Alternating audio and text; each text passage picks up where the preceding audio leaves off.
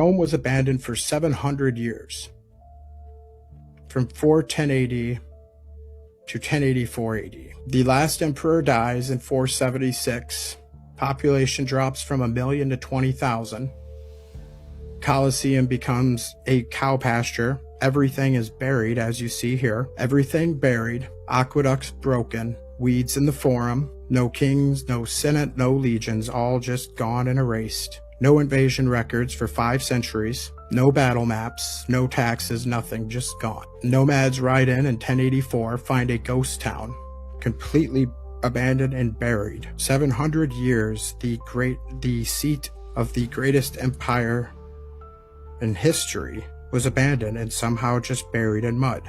Historians explain this particularly because a civilization like Rome built all these aqueducts, massive and beautiful architecture that still survives to this day, the world over pretty much, couldn't figure out how to dispose of their garbage properly.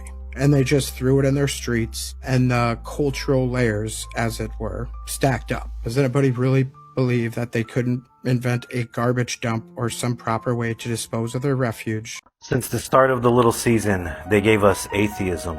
They gave us philosophers. They gave us science. They covered up our past. They covered up the truth. They done a fine job in burying everything that has occurred, everything that proves the real scriptures, the real timeline of God. What the children of light are experiencing right now is what the prophets called the pouring out of the Spirit. But don't you worry for a minute, great judgment is coming. A great judgment has already been decided, and there is no turning back. Time is up, brothers and sisters. Prepare your lamps with oil.